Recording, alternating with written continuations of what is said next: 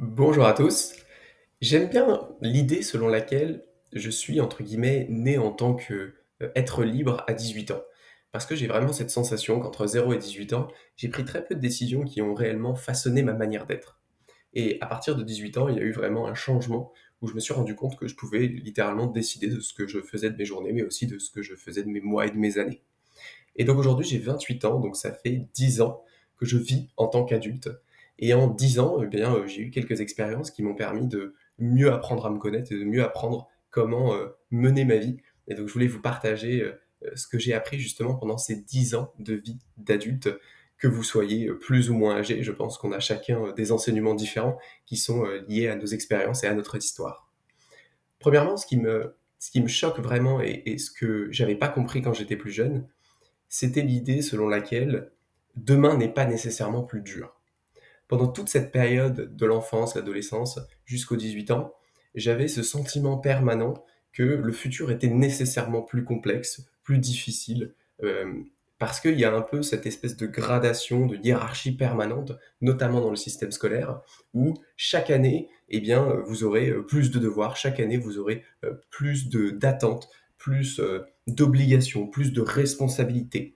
Et j'avais la conviction profonde que cette gradation de la difficulté de la vie, eh bien, elle serait constante tout au long de la vie. Parce que je me disais, bah oui, mais bon, quand je vais être adulte, il va falloir payer des impôts. Quand je vais être adulte, il va falloir travailler. Et puis quand je vais être adulte, il va falloir réfléchir à ceci, à cela, aux responsabilités, aux assurances.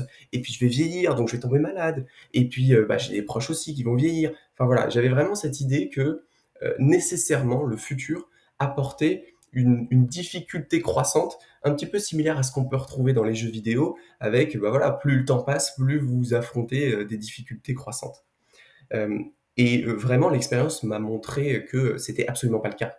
Euh, la difficulté de la vie n'est absolument pas linéaire et chronologique. Elle peut l'être dans certains cas, mais dans mon cas, j'ai eu des longues périodes de temps où en fait, euh, la période après mes 18 ans jusqu'à aujourd'hui, elle est au contraire de plus en plus facile, de plus en plus aisée. Non seulement parce que effectivement, je en tant qu'individu est plus apte et plus capable et a plus de compétences et plus d'armes à ma disposition pour faire face aux obstacles et aux difficultés du quotidien, mais aussi parce que objectivement, à partir d'un certain moment, on peut faire des choix. On peut choisir la difficulté ou on peut choisir la facilité. On peut choisir la complexité ou on peut choisir la simplicité. Et ça, on peut le faire dans tous les domaines de la vie. On peut le faire dans le domaine personnel, dans le domaine professionnel, on peut le faire dans les objectifs que l'on se donne ou dans la simplicité du présent que l'on décide d'embrasser. Et donc, moi, finalement, j'ai pris un choix de vie, un chemin de vie pour le moment qui est un chemin qui est très axé sur cette simplicité, sur cette évidence, qui me permet finalement d'avoir la conviction que finalement, demain ne sera pas plus dur, et même inversement, il sera plus doux, plus facile, plus simple, et ça change tout. Parce que à partir du moment où vous êtes convaincu que les jours qui viennent devant vous sont des jours plus simples et non pas des jours plus difficiles, eh bien il est infiniment plus facile d'apprécier le présent parce que sinon vous êtes toujours dans cette espèce de peur de ne pas profiter du moment présent. C'est un peu l'injonction du Ouah, t'es dans ta vingtaine, c'est les meilleures années de ta vie, tu dois en profiter. Et en fait, si t'es pas en train de profiter à fond, tu te dis ah mais du coup si je profite pas maintenant, en fait je pourrais pas profiter demain parce qu'en fait demain ce sera encore pire.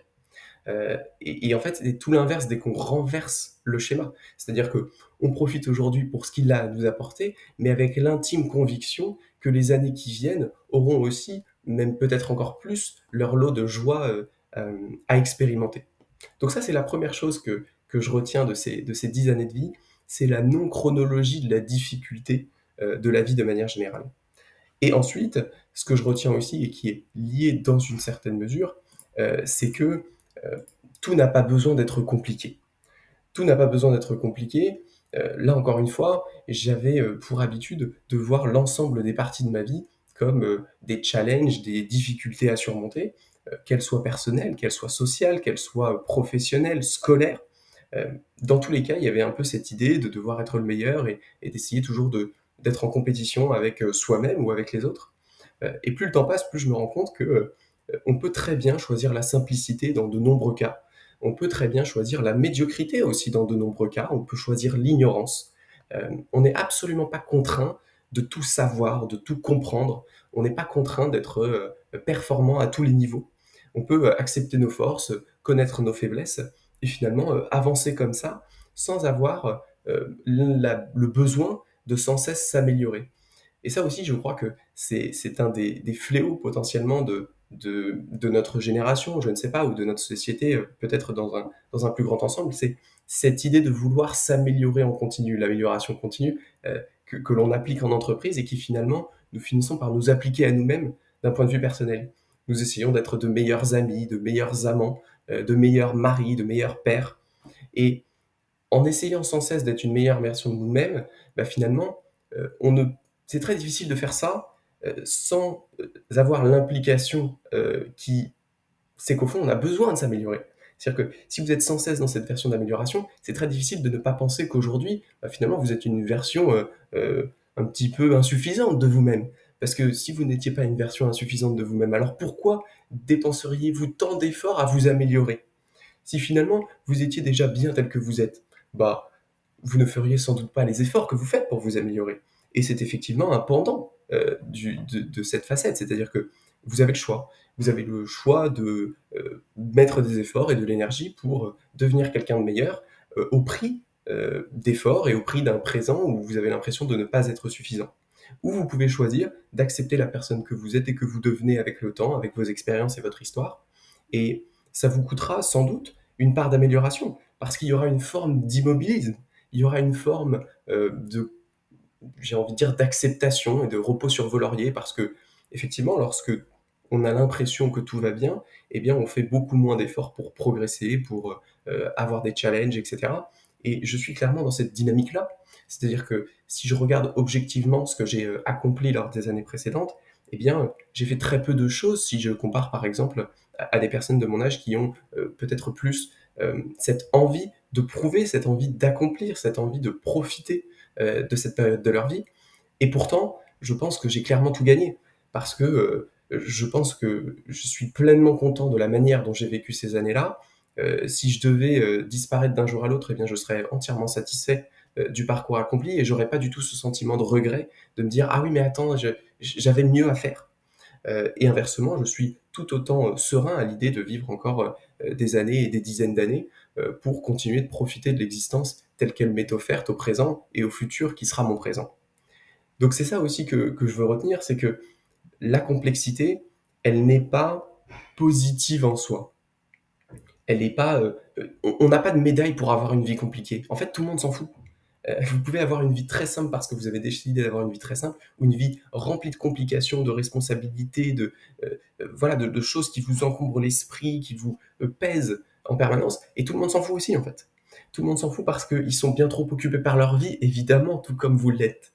Donc encore une fois, il n'y a pas de médaille à avoir une vie extrêmement remplie et compliquée. Si c'est quelque chose, et je le vois autour de moi, il y a des gens vraiment qui s'épanouissent profondément en ayant une vie remplie de difficultés et de responsabilités et de réussite et de succès.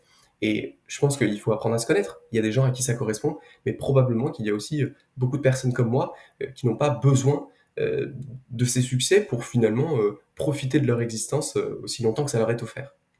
Je vous remercie d'avoir regardé cette vidéo. N'hésitez pas à me dire en commentaire ce que vous avez appris pendant vos années d'adulte. Je crois que ce sont des conseils qui sont toujours intéressants de voir à quel point nous percevons les choses différemment. Et je vous dis à ciao pour la prochaine.